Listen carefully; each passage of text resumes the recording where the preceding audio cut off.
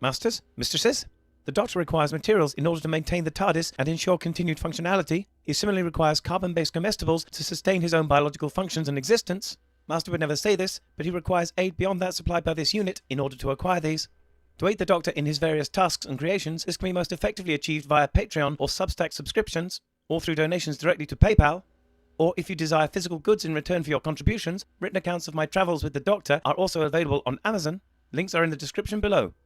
Thank you, masters, mistresses.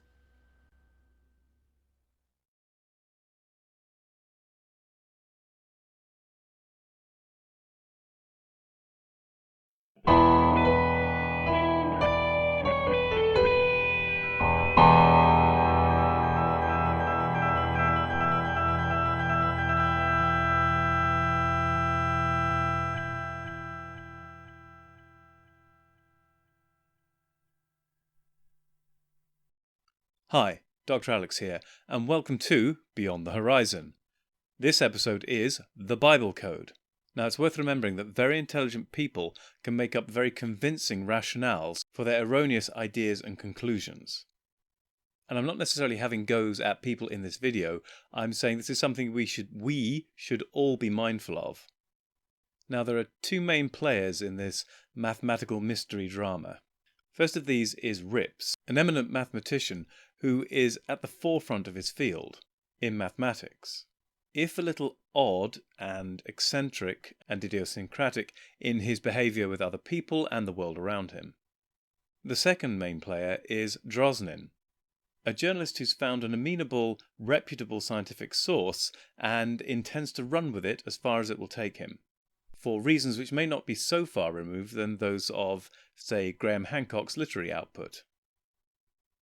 Much of the problems and drama with this episode lie in the application of statistics, a very specific and, I would say, quite taxing branch of mathematics. Now, I am not an expert in statistics. I would even say I'm not an expert in mathematics, because technically I'm a physicist. Now, yeah, I know I use quite a bit of maths in what I'm doing, but I'm not a math specialist in the way that someone who has their doctorate in mathematics would be.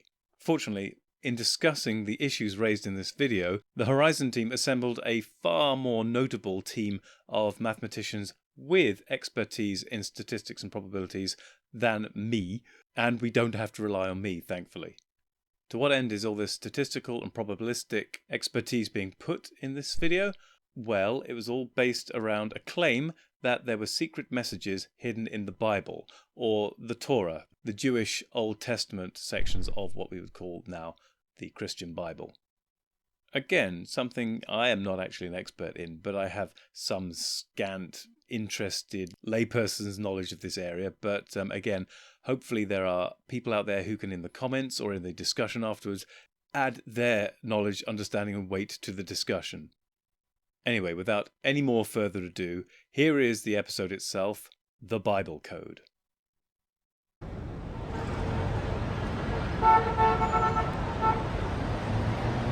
"5 years ago, Michael Drosnin sealed 3 extraordinary predictions in an envelope and gave them to a top Manhattan lawyer for safekeeping. There it is. In 2003, he opened it. The warnings that are most clearly stated in the code are: A, the world will face global economic collapse starting in the Hebrew year 5762. 2002 in the modern calendar. You know, that one came true. B, this will lead to a period of unprecedented danger as nations with nuclear weapons become unstable and terrorists can buy or steal the power to destroy whole cities. After 9/11, no one doubts it. And then, of course, there's the most terrible of the 3 predictions. God help us if this one comes true. The danger will peak in the Hebrew year 5766, 2006 in the modern calendar, the year that is most clearly encoded with both World War and atomic holocaust.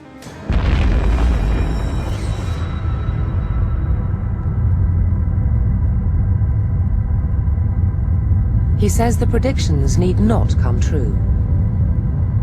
They're a warning to the world to change its ways. The basis for it all is a code, which he says has been found in the Bible. What makes it extraordinary is that it appears to be backed by scientific evidence.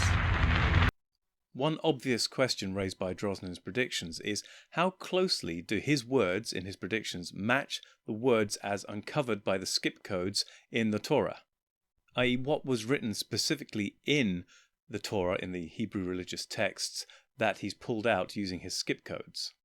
Even as stated, Drosnin's predictions are very broad and non-specific in what they're saying. Open to interpretation would be a fair way of describing them. However, no doubt these questions will be answered later in this video.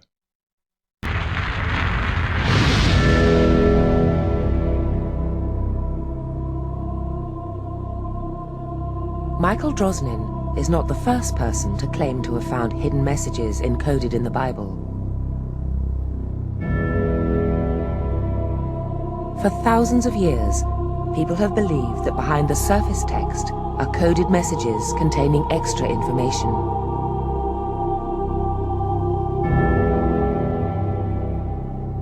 In the Middle Ages, Jewish mystics scoured the Old Testament for concealed meanings. Isaac Newton, the greatest scientist of his age, devoted more than half a century to looking in the Bible for hidden references to Armageddon.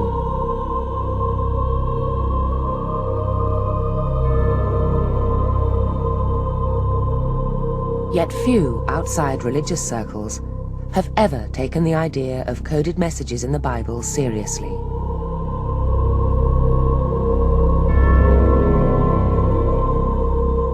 That was until an exceptional man came along.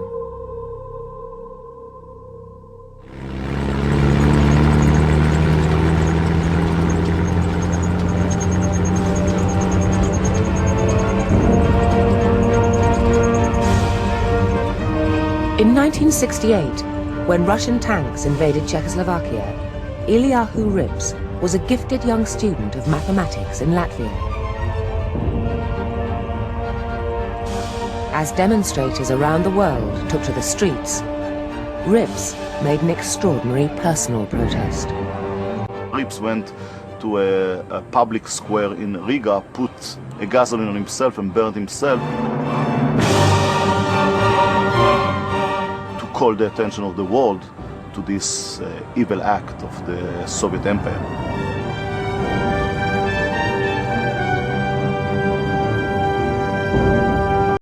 No one can doubt Rip's strength of belief or courage in his convictions.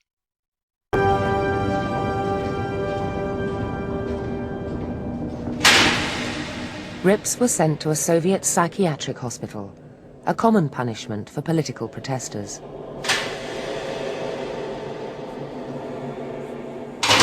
There, with time on his hands, he worked on a mathematical problem that was to amaze the academic world. When Rips was in prison, he had the idea to work on a famous unsolved problem called the dimension subgroup conjecture. This had been a problem which Westerners thought they had solved. In fact, there was a published paper in one of the best journals by very esteemed famous people claiming to have solved this conjecture and given a proof of it. When he was in detention, he had no paper to work with, so one of the guards actually got him some pencil and a little piece of toilet paper. Using only this, he was able to refute the greatest minds in the West. He showed this conjecture was actually false, even though all the experts thought they had proven it was true. This turned the subject on its head.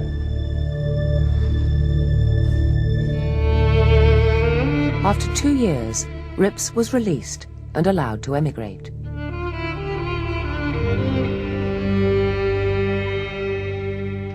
He arrived in Israel with a reputation as a man of unshakable integrity and as a brilliant theoretical mathematician. Rips is an extraordinary mathematician. I mean, not just an outstanding mathematician. There are many outstanding mathematicians, but he's a world star. I mean, Oxford and Cambridge would be delighted to have Rips as a professor there.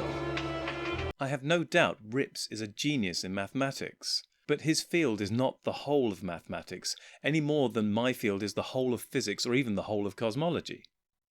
The groundbreaking work of Rips they're describing here is not itself in the field of statistics or anything near it. Now, in my own case, I went through my whole mathematical experience and education avoiding statistics by various means. When I was at school, when I did my A-levels, the teachers didn't want to teach statistics, so we did mechanics and pure, and that was it. When I studied physics the first time at uni, I pretty much avoided anything that had any stats in it. My master's course had nothing to do with statistics in it. And even when I started doing my PhD, although there was statistical stuff being talked about by others in, say, paper reviews and meetings we had, I was just nodding and smiling, not really having a good understanding of what they were talking about. Now, fortunately, I was also tutoring some high school kids or upper high school kids in mathematics, and some of what they wanted to cover was statistics, so I ended up teaching them one page ahead in the book, but by doing so, I did begin to understand a little bit more of the language and methodology of statistics. So fortunately, as words were coming up in the discussion groups that I had to attend in cosmology, where they were starting to talk about skew and kurtosis in graphs of results, I suddenly began to understand what they were talking about. But I am not a statistician by any stretch, and it's interesting to note that I managed to go through my entire academic career and avoided stats basically the whole way through until I was forced to teach it on the side for unrelated reasons. Rips, conceivably, even as a mathematician and an expert mathematician, could have avoided stats for his entire career, although it's more likely he had some brush with stats on the way through, and almost certainly has a better understanding of stats than I do.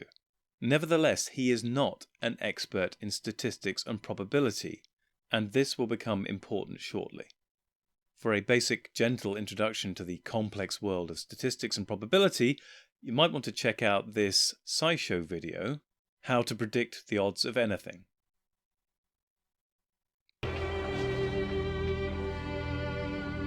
It was now in Israel that Rips was introduced to the world of the Bible codes.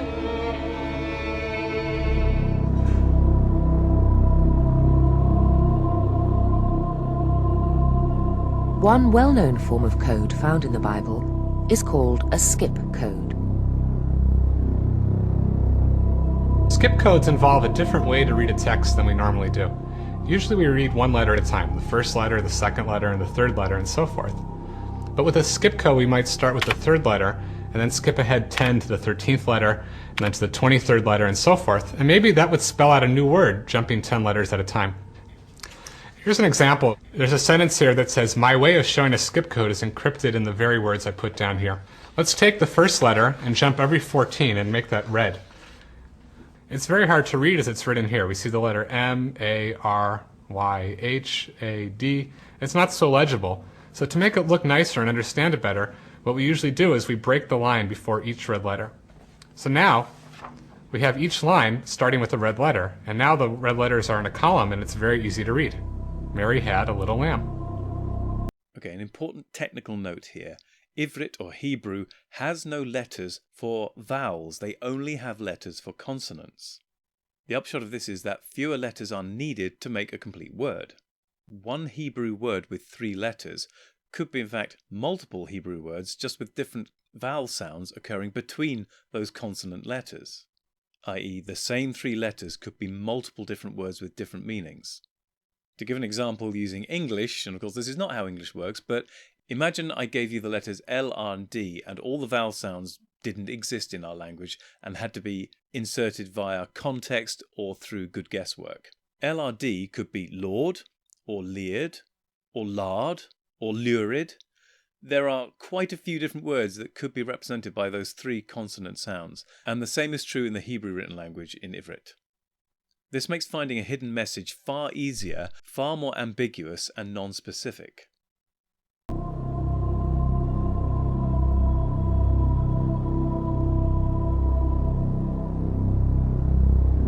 One of these simple codes particularly caught Rips's imagination. It appears at the beginning of the Torah, the Jewish Bible, which is made up of the first 5 books of the Old Testament. When we start with the first T in the book of Genesis, in fact it comes in the first verse, In the beginning, God created heaven and earth. Starting with the first T and taking every 50 letters, the word Torah appears.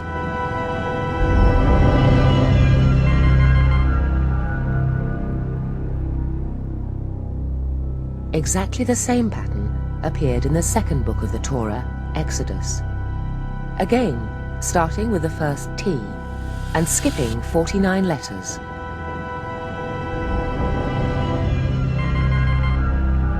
The word Torah appears. It was enough to me to be most intrigued, to think something very interesting might go on.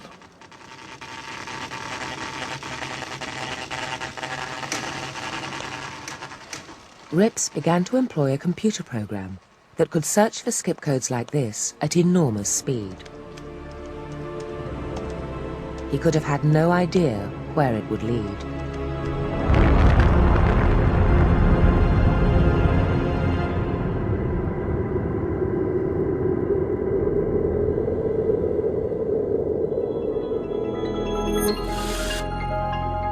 Rips and his colleagues now came across messages nobody had ever found before. One of them is known as the Hanukkah Code. Hanukkah is an important religious festival in Judaism, and the word Hanukkah is written as a skip code going backwards. Hanukkah. Another important name associated with Hanukkah is the Hasmonean dynasty. They're written here, Hashmonai. That's the Hebrew word for Hasmoneans. And that's also a skip code. So these two names and concepts are very closely linked, not only in the story of Hanukkah, but also in proximity here as skip codes within the text of the Torah.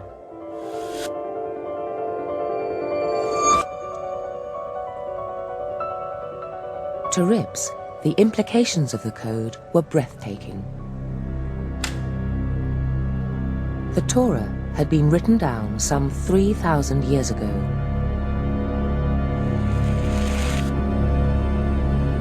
The events described in the Hanukkah story took place some 2,000 years later. If this really was a message, then it had been encoded in Genesis thousands of years before the events it describes. This was no longer just a word game. The Bible codes were seeing into the future.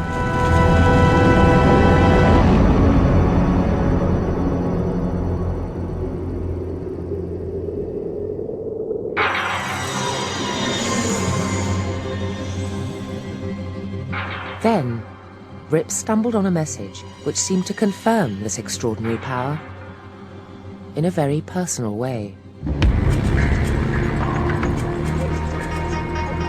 It was January 1991. The first Gulf War was imminent, and Israel was tensed for an Iraqi attack. The big question was, when would it come?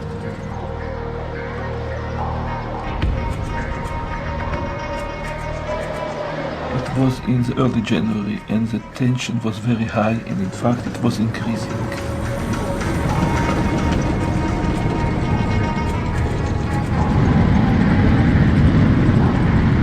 A friend showed me a table with a code on which one sees Saddam Hussein. Near this was a second piece of information. The most important thing that through this we have actually a Hebrew date. In fact, it says fire on the 3rd of Shvat, which in this year it was on January 18th. The code seemed to be predicting an attack on January 18. Could it possibly be right?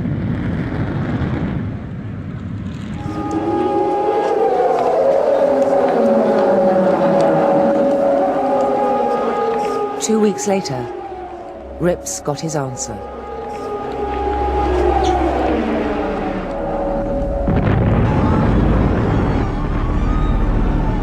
In the early hours of January 18, Exactly as predicted, Iraqi missiles hit Israel.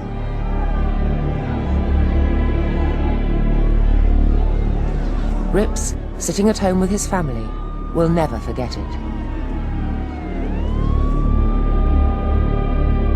There was a midnight alert, and we all rushed in the sealed room and put our gas masks on us. There was, of course, a sense of horror of all this event. Nevertheless, I recall I was overfilled with a sense of a scientific joy. The codes work. Just think about it.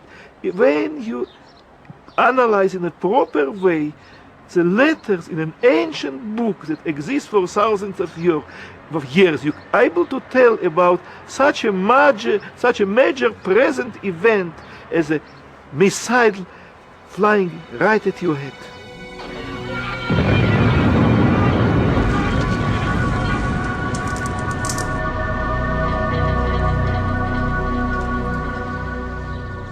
Eliyahu Rips is a rigorous scientist. He now wondered, was it all just a coincidence, or could he find serious scientific evidence for the codes?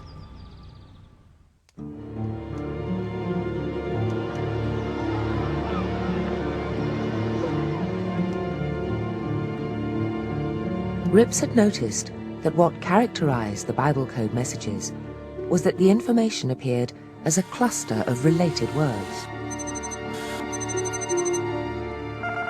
What he needed was a way of determining whether this clustering was significant or accidental.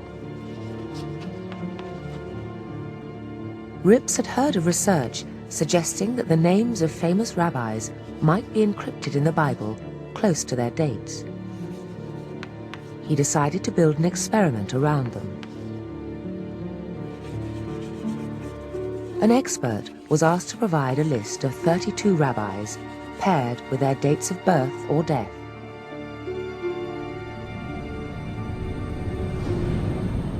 All had lived long after the Bible had been written. Then, Rips searched Genesis for each pair. For each of the resulting pairs of a name and date, we checked in the book of Genesis. As we see here an example, on this table, the name of the Holy Or HaChaim comes together with the date of his death, which is 15th of Tammuz. So there is a close meeting between the date and the name. Rips now constructed a complicated geometrical formula to quantify how close these clusterings were. He called this the measure of compactness or closeness.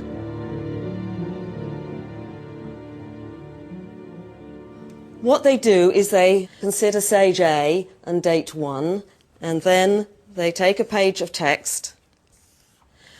Sage A might look like that. Date 1 might be something like this.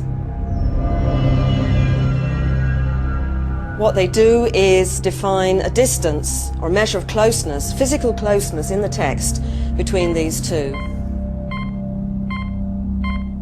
And there will be distances for each of these pairs going down with 32 in all. Dr. Linda White is a mathematician just like Rips. Only she is an expert in statistics, specifically statistics applied to experimental design. Rips then hypothesized that if the rabbis and their dates had been deliberately encoded in the Bible, then the measures of compactness would be smaller than in a random list of names and dates. So for comparison, he jumbled up the names and dates and generated almost 1 million randomly paired lists and searched Genesis for these. The result seemed absolutely conclusive. The average measure of compactness was much smaller in the real list than in more than 999,000 random lists.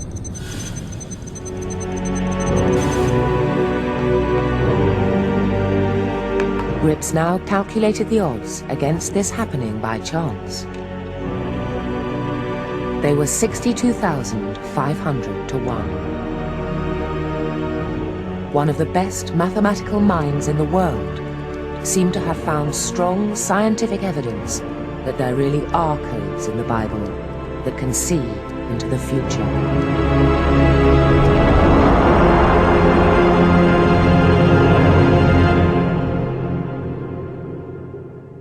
Vividly in your face you see something that a kind of a living miracle, and it was a very strong feeling that I cannot forget. Now gradually one gets used to it, yes, even one can be used to miracles.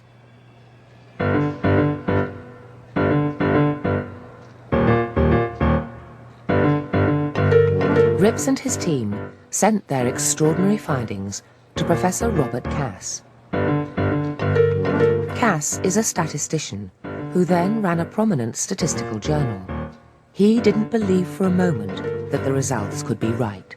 I had it sent out to referees. I assumed that the referees would find the flaw rather quickly and that would be the end of the story.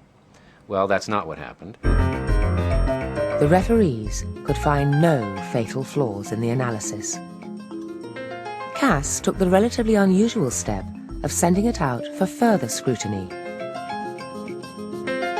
I sent it to a third referee, and the third referee had very specific suggestions for additional analyses that the authors should do. The authors did those additional analyses. The referee said, I think this will end the story, but when the authors did the additional analyses, in fact, the effect persisted. And at that point, the referees really said they were baffled. They didn't for a moment believe it, but they couldn't see what was wrong. Cass had no choice but to publish it.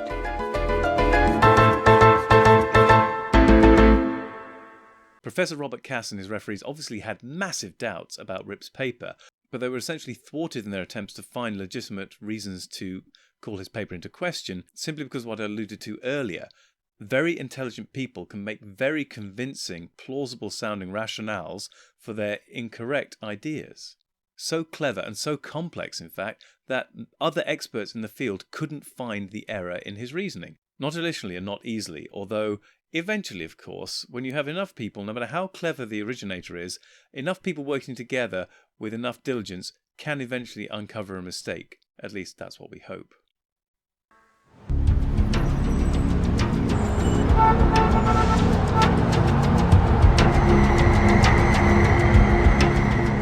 Meanwhile, in New York, another man was also looking at the codes. Michael Drosnin is a successful investigative reporter. He's worked in the past for the Washington Post and the Wall Street Journal.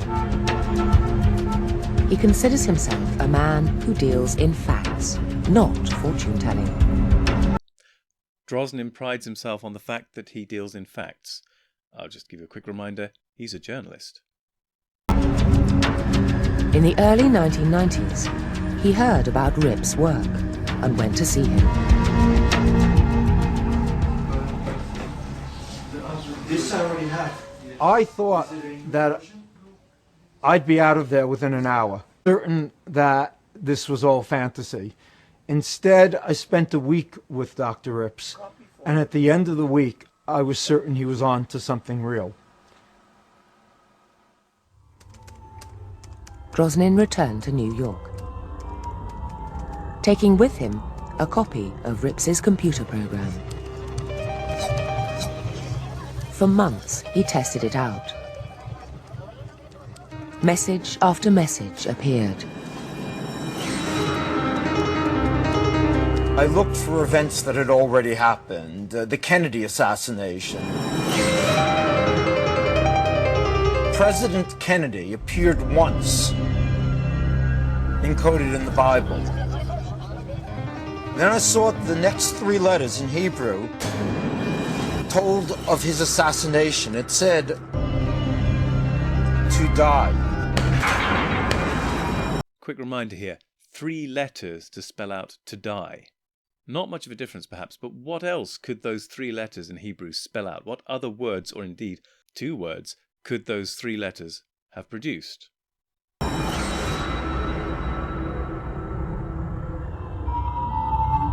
He looked for other things. He found references to President Clinton's election, the first moon landing, the Watergate scandal,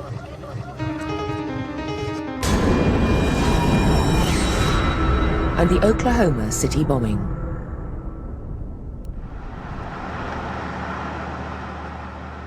Then, he came across a message that would change his life. I was looking for the names of world leaders. I typed in the name of the Israeli Prime Minister, Yitzhak Rabin. It was encoded once, and crossing his name, in perfect Hebrew, it said, "Assassin will assassinate."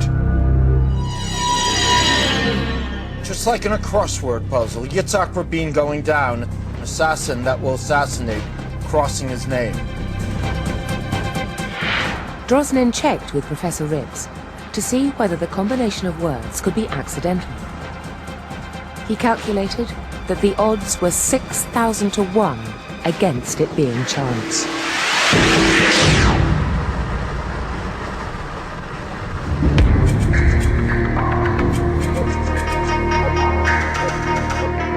Within a week, Drosnin was in Israel with a warning. I'm an American. Thank you. There, he wrote a letter to Rabin. I have uncovered information that suggests your life is in danger. We should meet in confidence. But Rabin wouldn't see him. Then, a year later, almost exactly 12 months after Drosnin's prediction, Rabin was gunned down by an Israeli extremist.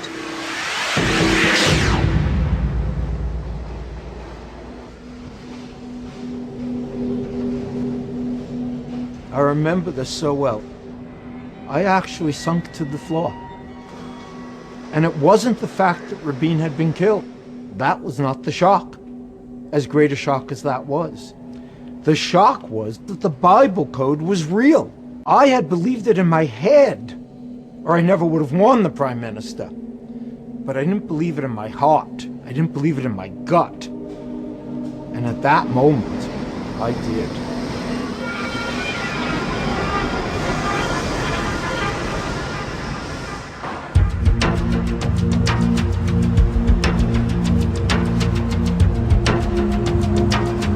In 1997, Drosnin published a controversial book on the Bible codes. It was a runaway hit.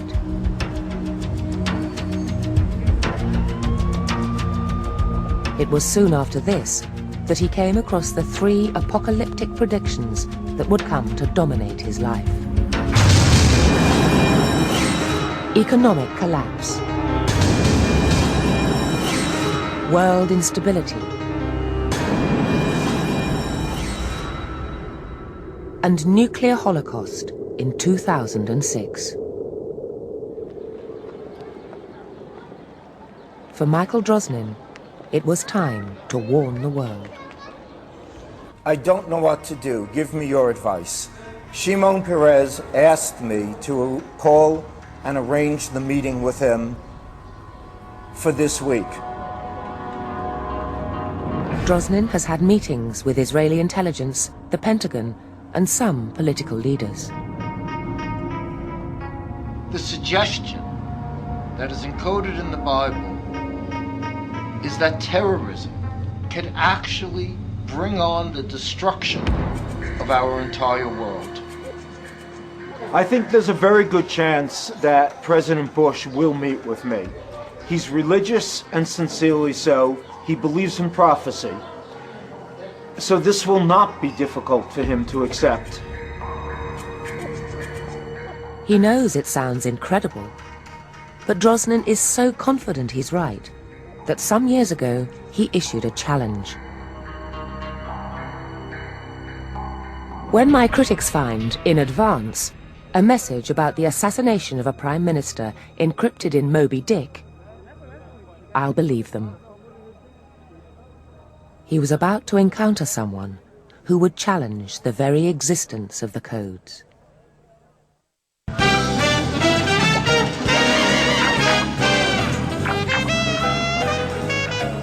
Brendan Mackay is an expert in advanced probability theory. Brendan Mackay is an expert in advanced probability theory, i.e. he's an expert in an actual relevant field in mathematics to the topic of are these results statistically significant or not? And again, Rips is not an expert in probability or statistics. He's been investigating mathematical mysteries for almost 30 years. He decided to take up Drosnin's challenge. He bought a copy of the 150-year-old American novel Moby Dick and, using a search program similar to Rips,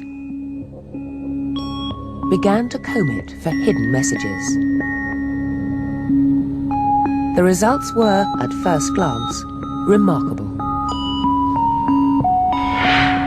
Here, by way of comparison, we have Mr. Drosnin's example of Yitzhak Rabin and assassin who will assassinate. Compare that to Moby Dick. Here we have Kennedy, Kennedy, and underneath his name he writes, "He shall be killed."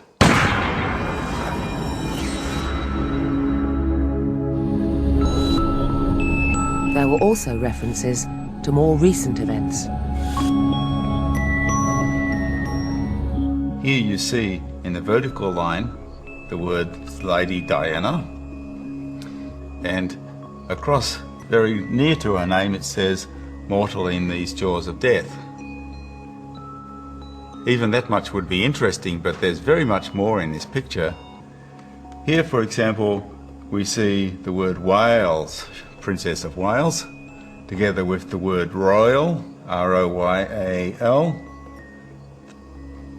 Also in the same picture, the name of her boyfriend Dodi appears many times. I've marked 2 of them.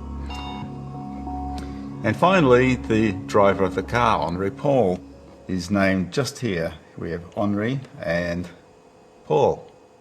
It should be noted that although there's some light-hearted elements to why Mackay chose this text and is running with it, Mackay and his Moby Dick codes are actually more impressive than the Bible codes, since they require longer words due to the inclusion of vowel-sounding letters, because this is all being done in English. They are more precise and more specific than the Bible code. All praise the holy Herman Melville! Mackay has made it very clear. These are not statistically significant messages. All they show, he says, is that you can find things that look extraordinary, even messages that seem to see into the future, if you look for long enough in a big enough text. What's really going on, of course, is that the computer can search in so many ways, millions or hundreds of millions of ways, that even though any particular pattern is unlikely, it's going to find something sooner or later.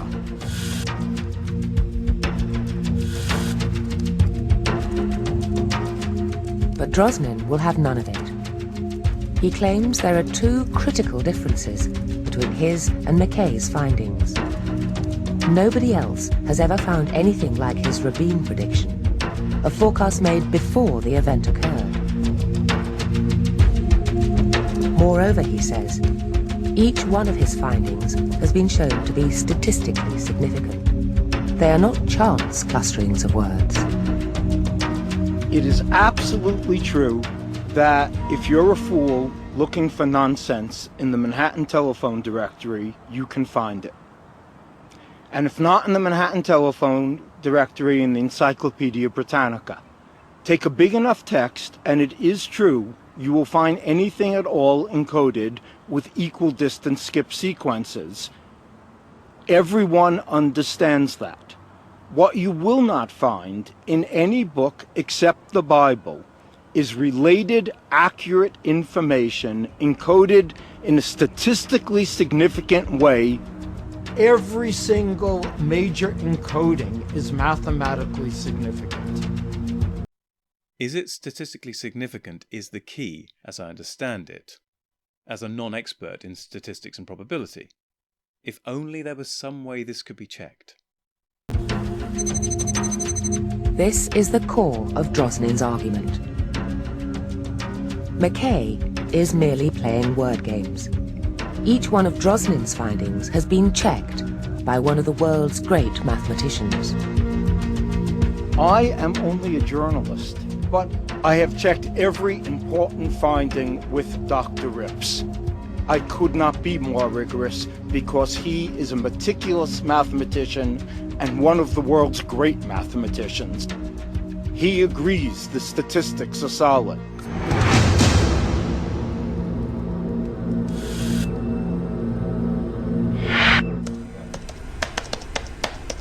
But as Mackay examined Drosnin's findings, he thought he saw a flaw. Rips is a brilliant mathematician, but he is not an expert in statistics. It's a very different science. To get a figure recognized by statisticians, you need to follow a rigorous statistical procedure.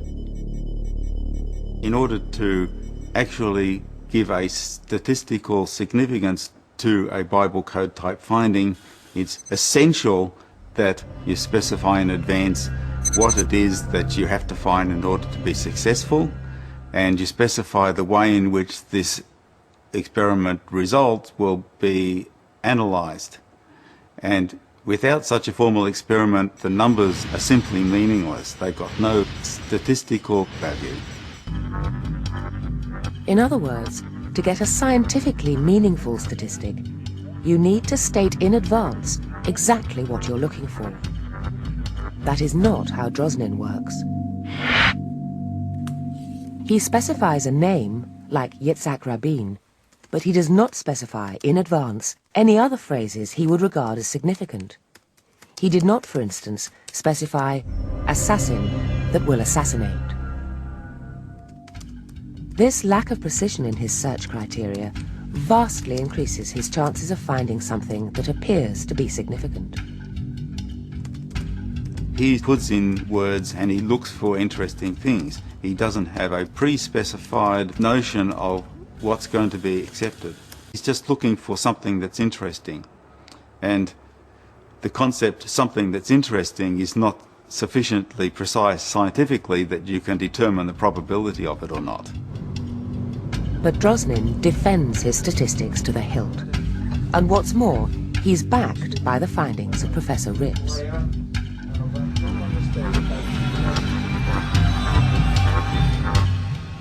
What no one can do is what Dr. Rips has done with the code in the Bible. He has consistently found accurate, related information encoded in the same place against odds that any mathematician would agree are beyond chance. Which is the probability that when you take a random pairing... Mackay now shifted the focus of his attention. And the number Q... He joined forces with a group of Hebrew-speaking scientists to take a closer look at Rips's original rabbi's experiment. The one that seemed to offer scientific evidence for the existence of the codes. Like others before them, Mackay and his colleagues couldn't significantly fault the statistics. Rips had clearly stated, in advance, precisely what he was looking for. But then they took a closer look at the data, the names and dates of the rabbis. It was now that they found something intriguing. Rips's original experiment had been based on the names of 32 rabbis. But there were more than 32 possible versions of their names. Of course, there's nothing strange about having many names. President Bush is also called W. or George W. Bush or the President of the United States and many other things. So it's quite a normal thing to have many names. Having multiple spellings was also a normal thing in the Middle Ages when these great sages lived.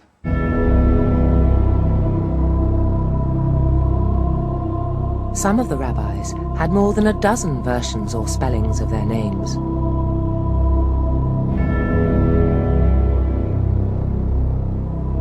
We found that only some of these names and some of the spellings were used.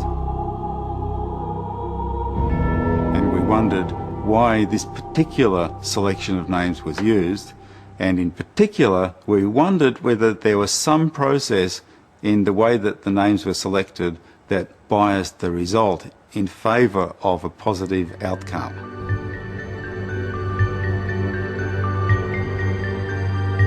In short, could the experiment's extraordinary result be caused by the particular versions of the names that had been fed into the computer? Would different versions give a different result? I remind you again of the ambiguity in Ivrit with only consonant letters being used. This is further muddied with alternative spellings being used in this vowel-free language. To test the idea, McKay asked a qualified expert to draw up a new list. It contained the same rabbis, but some of their names in different, though equally valid, versions. He then reran the experiment. There was absolutely no statistically significant clustering of names and dates. McKay now began to wonder.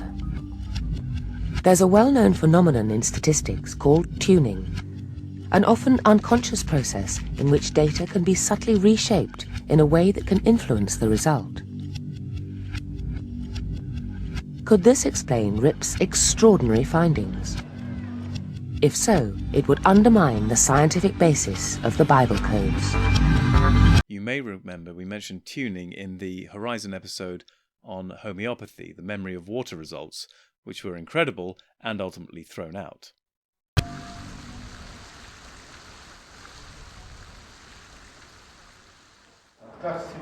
Professor Rips has a reputation as a man of unimpeachable integrity. He says he took great care to ensure his experiment was not tuned. The data was collected independently by a respected scholar, Professor Havlin, who did it without any knowledge of how it will affect the result of the experiments, and he certifies this. Professor Havlin himself has confirmed this. Yet for the critics, this is not enough. What Rips is claiming is hard scientific evidence for what amounts to a miracle. Such an extraordinary claim, they say, requires an extraordinary level of proof. In order to establish that a miracle happened, it is incumbent on the scientists to eliminate very thoroughly any other possible explanation. What was needed to convince the doubters was an experiment that nobody could question.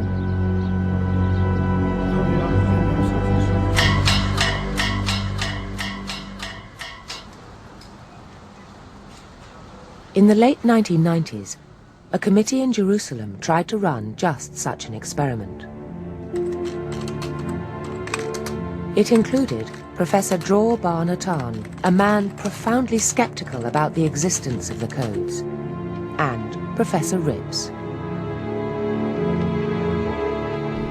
They agreed to set up an experiment which would search Genesis to see whether the names of the rabbis used by Rips were encoded in close proximity to the names of the cities they'd lived in.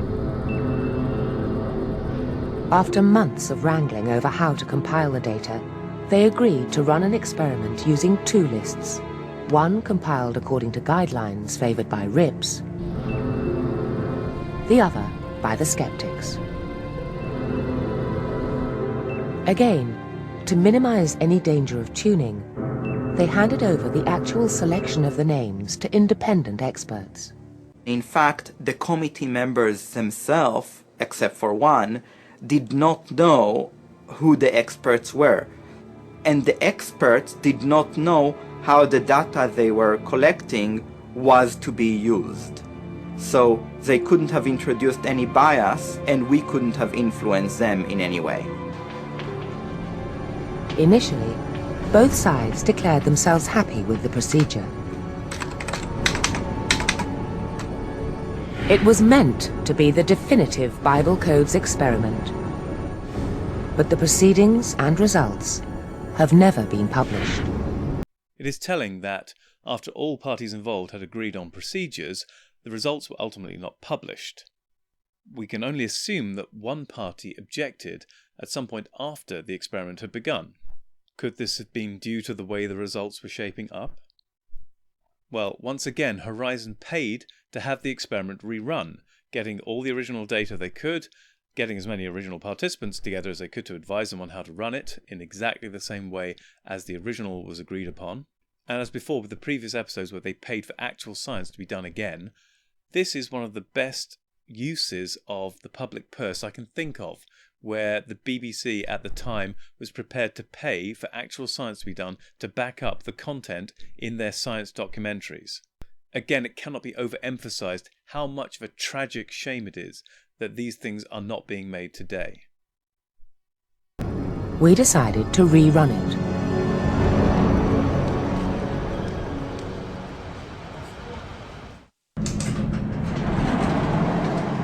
Horizon asked two senior academics at London's Imperial College, one of the world's top science universities, to rerun the analysis. Dr. Linda White is a statistician specializing in the design of experiments.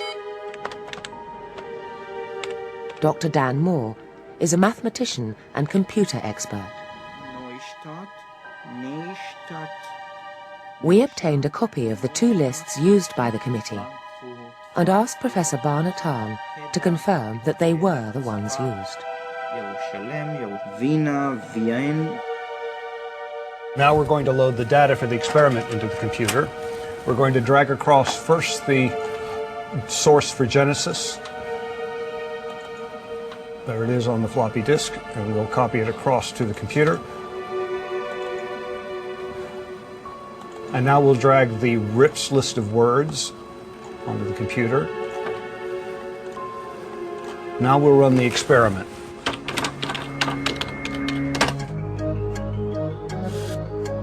The experiment was run on two computers, one for each list.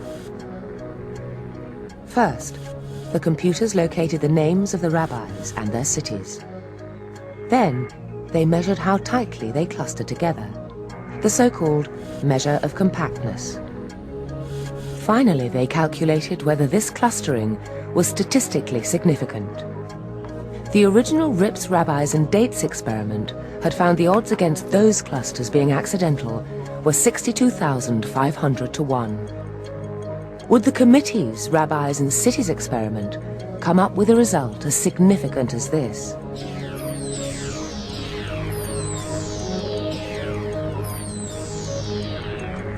After 3 hours, the results were ready. RIPS's original experiment gave us odds of 62,500 to 1. When we did our experiment, we had two lists. We had the skeptics list and we had the RIPS list. The odds for the skeptics list turned out to be 2 to 1 against, much smaller than RIPS's original odds. In very simple terms, this represents a chance of about 1 in 3 that the clustering is accidental. So no evidence at all for hidden codes. When we come to the RIPS list, we get odds of 2 to 3, which again, putting it simply, represents a chance of just over 50% that the clustering is accidental. So when we look at these two together, there's absolutely no evidence at all, absolutely none, that there are hidden codes here. One experiment is never accepted as proof in science. However, the only Bible code experiment involving both sides of the debate had failed to show any evidence of their existence. But this, perhaps inevitably, is not the end of the story.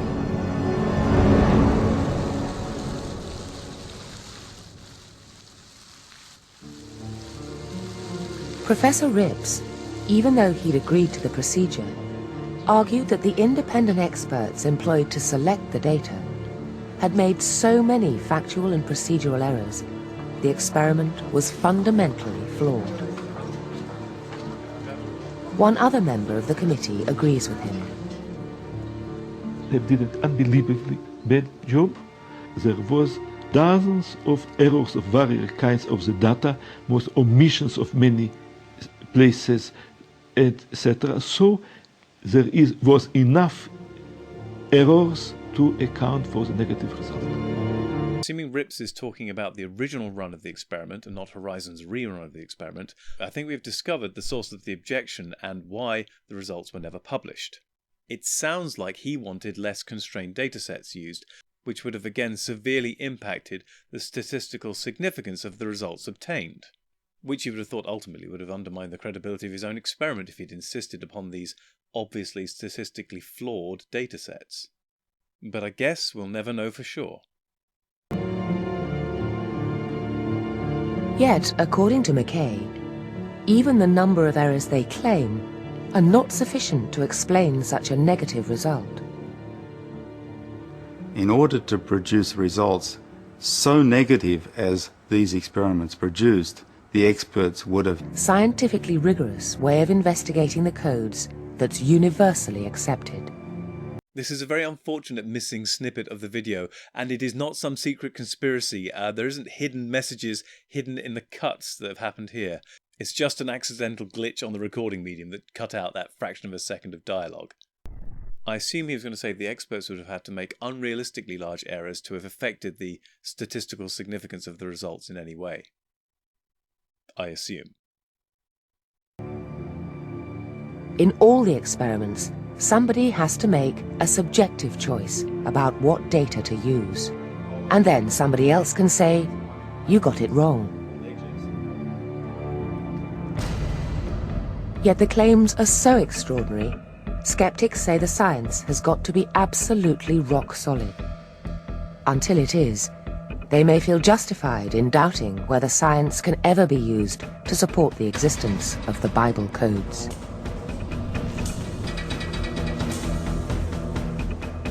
One man, however, has no doubts. Michael Drosnin is still determined to save the world from the coming Holocaust.